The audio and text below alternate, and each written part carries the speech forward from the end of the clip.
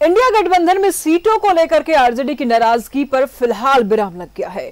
CM आवास में हेमंत सोरेन से तेजस्वी यादव की मुलाकात के बाद इंडिया गठबंधन में आरजेडी कितने सीटों पर चुनाव लड़ेगी ये साफ हो गया।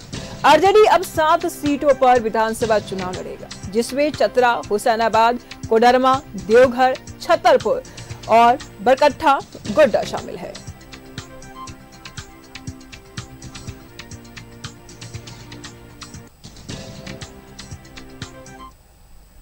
इस पर तमाम जानकारी के लिए हमारे साथ शहनवाज जुड़ चुके हैं। शहनवाज, आरजेडी तो 12 सीटों की मांग कर रही थी, ऐसी क्या बातचीत हो गई हेमंत सोरेन से तेजस्वी प्रसाद यादव की कि 6 सीटों पर ही मान गए हैं?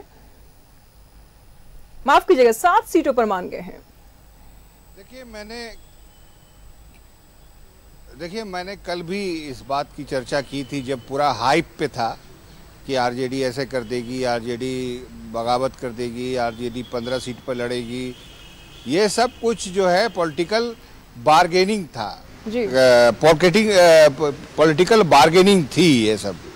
और आपको और हमको ये मालूम होना चाहिए कि वहाँ पटना में लालू यादव बैठे हैं जी, और लालू यादव बेहतर ढंग से समझते हैं कि क्षेत्रीय स्तर पर बिहार में तो सत्ता वो गंवा चुके हैं जी। झारखंड में एक ही पार्टिसिपेशन सही उनकी पार्टी का, लेकिन एक आदमी मंत्री था उनके पार्टी का जी। तो अगर बगावत करके वो यहाँ का बंटाधार करने की अगर विचार करते हैं आरजेडी के लोग जी, तो ये गलत सोच थी।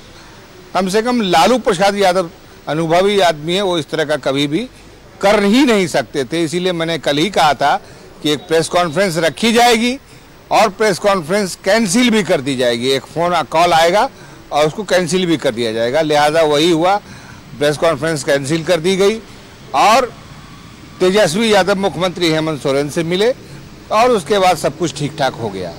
तो कुल मिलाकर के एक जैसे आप ये चीज़ को ऐसे समझिए कि घर में दो भाई खूब हाथ पैर से लड़ाई लड़ रहे हैं और अचानक जो है पिताजी का ऊपर से आगमन हो और कहा जाए कि तुम लोग अलग हटो, बस समझौता हो जाता है। तो यही हुआ है। आरजेडी बहुत ही अनुभवी लोगों की पार्टी है और लालू यादव अभी पूरी तरह से स्वस्थ हैं और पूरी तरह से कमान उनके हाथ में है। यही हुआ, उन्होंने कहा कि 7 सीटों पर मान जाना चाहिए। अब ये 7 सीटें कौन कौन लोग उसमें लड़ेंगे? आरजेडी बिहार में बहुत मजबूत पार्टी है, अच्छा जनाधार है उसका। झारखंड में भी वो 12 सीटों की मांग कर रही थी, अच्छा रेपुटेशन है आरजेडी का। फिर ऐसी कौन सी स्थिति उत्पन्न हो गई शहनवाज कि उनको 7 सीटों पर ही मानना पड़ गया, और क्यों मान जाना चाहिए? वो इसलिए कि पिछली बार जो आरजेडी का परफॉर्मेंस था, 1 सीट उसने जीती थी, बाकी सब सीटें, वो जितना भी सीटें उन्होंने ली थी सब लूज कर गई।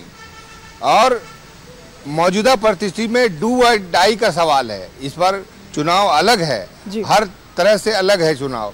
इस बार कोई मामूली चुनाव नहीं है। इंडिया गठबंधन के अस्तित्व का सवाल है। अगर झारखंड चला गया, इंडिया गठबंधन के हाथ में है अभी झारखंड, तो मुझे लगता है कि आगे फिर बहुत मुश्किल हो जाएगी। आगे फिर अगले साल बिहार में भी चुनाव है, तो फिर प्रॉब्लम और बढ़ जाएगी। लिहाजा अनुभव के आधार पर लालू प्रसाद यादव ने इसमें इंटरवीन किया और समझा बुझा करके 7 सीटों पर बातचीत तय हो गई है। अब देखें 7 सीटें कौन कौन है। संजय यादव गोड्डा, संजय सिंह यादव हुसैनाबाद, सुरेश पासवान देवघर, रश्मि प्रकाश जो सत्यानंद भोक्ता जी की बहू हैं जो चतरा से लड़ेंगी, सुभाष यादव कोडरमा से लड़ेंगे, छतरपुर से ममता भुइयां लड़ सकती हैं, अभी नाम फाइनल नहीं हुआ है। ऊपर में जितने भी नाम मैंने आपको लिए हैं वो कोई भी अभी फाइनल नहीं हुआ है। और एक बरकट्ठा है जिसके बारे में भी ये बात आ रही है कि वहां से आरजेडी लड़ेगी। अब बरकट्ठा से कौन लड़ेगा ये भी बहुत बहुत शुक्रिया शहनवाज, आपका इन तमाम जानकारियों के लिए नजर बना रखेगा। लगातार हम आपसे अपडेट लेते रहेंगे। तो आरजेडी को 7 सीटों पर ही मानना पड़ा। डिमांड तो 12 सीटों का था, लेकिन बैकफुट पर आकर के 7 सीटों पर माना आरजेडी।